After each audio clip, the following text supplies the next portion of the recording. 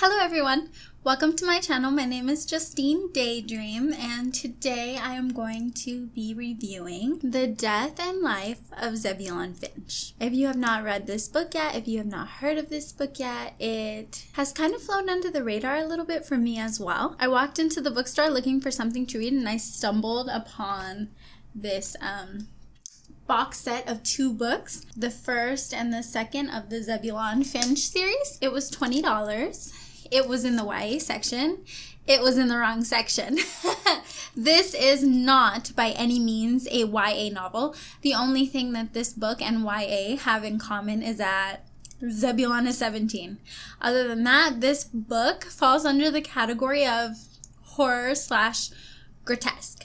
For someone like me who enjoys reading horror, that's totally fine. For someone else walking through the YA section of the bookstore who reads the first few pages of this book and, like me, falls in love with the author's writing style, they're going to be unpleasantly surprised when they find out that the themes of this book fall under the categories of macabre, grotesque, and disgusting at times.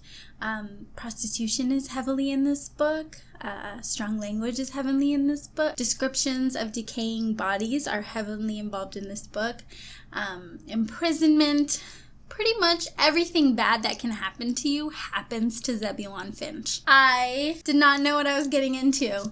And once I figured out what I was into, I decided that I was just along for the ride and I wanted to have a good time and you know, kind of see if I enjoyed it. When I went to the bookstore, I was looking for a hero's journey, similar to like Harry Potter or the Odyssey.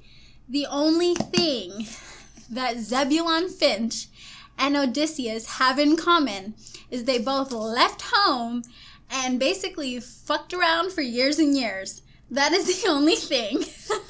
Because this is an anti-hero story. This character literally never has ever done the right thing in his life. It was a breath of fresh air. I enjoyed it. I have not read anything that surprised me in so long to the level of like, I just did not know what was gonna happen next. Our protagonist is vain. He is self-obsessed. He is childish. He is unreasonable, not rational. In short, he is 17 years old and he continues to be 17 years old. The premise of the story is that he dies and comes back to life and then stays 17 forever. At first I was like, ooh, immortality trope, let's see how they play this. And to be honest with you, Daniel Kraus knocked this out of the park. The premise of the story is that Zebulon is immortal. However, he is slowly decaying because he is a dead body. He has died. And kind of an example I'll give you of that is that rigor mortis actually sets in for him about 60 years after his death. So he decomposes over time. He gives off a foul death odor. Anytime he gets an injury, it does not heal. If you rip open the guy's stomach, then his stomach is open forever. It never heals. So he is grotesque. He is disgusting. And his one redeeming quality is that he has a beautiful way with language. And that is truly the only thing about the character that is redeemable or lovable. This character is so ridiculously awful. He is the worst being on the planet. He has so many opportunities for redemption and he literally refuses to be redeemed. This is a frustrating quality for the reader, obviously. And also he addresses the reader quite frequently because this is his autobiography because he is self-obsessed. And it's very clear how self-obsessed he is. However, these are qualities that immature people have. Zebulon is stuck at the maturity level that he was at 17. His brain literally will not progress. Okay? As we grow older as people, our rational side of our brain fully develops. And for Zebulon, this is not the case. He literally never passes the mentality of being 17 years old. For some people, that's okay. There are some mature 17-year-olds on this planet. However, Zebulon is not one of those 17-year-olds who is mature. In no way, shape, or form. He literally gets along quite well with children because he is, in fact, childish. There were central characters to the story that were introduced. And each character, to me, reminded me of a character that I had seen before in a book or in a movie, and I'll give you some examples of that. There is a character referred to as the Barker. If you have ever seen the 1932 film Freaks, a lot of the central themes of this part of the story mesh quite well with the central theme of Freaks, in that the freaks are actually the normies and the normals are actually the freaks in this part of the story. So you can gather that connection. The second similar character was the character of Dr. Leather. His relationship with Zebulon Finch is very obviously paralleling the relationship between Frankenstein and Frankenstein's monster.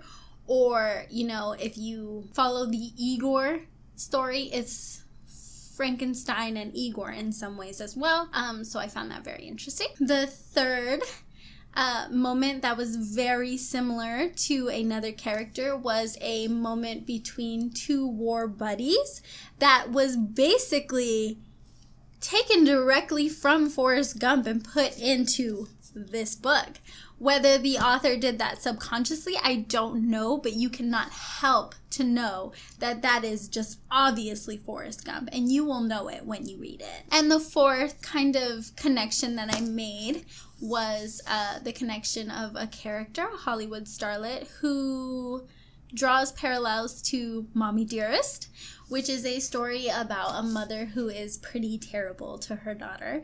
However, this definitely has a twist on it, and a very interesting twist on it, and all these quintessential characters have a twist on them. However, they are very similar. The writing style of this particular book is wonderful. It is amazing. I absolutely enjoyed the prose. I enjoyed the language. I enjoyed the journey that the writer sends you on. This book is quite large, and it is a long journey, and I will not lie, some parts do lag a little bit, so you really have to hang in there. Zebulon Finch only attracts evil people. At this point, when you realize this, you begin to labor under the assumption that Zebulon is in hell.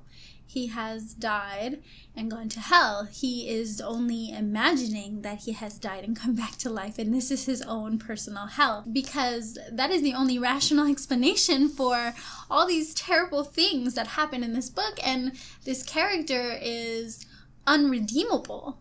If you don't mind reading a story about a character who has very few redeeming qualities, then read Zebulon Finch. It was an adventure, and I thoroughly enjoyed it. I think my husband said that every, hour I would gasp and be like, oh my God, oh my goodness, no. So it was a journey. I enjoyed it, and I would read it again, and I am excited to read the second book in the series. One thing that I enjoyed about this book was the absolute shock value. Once you become comfortable in the knowledge that Zebulon is unredeemable, you become very comfortable in his brain and following along his footsteps. He basically does not a single thing right. He is dishonorable in every sense of the word, a coward, a true coward, basically an anti-hero.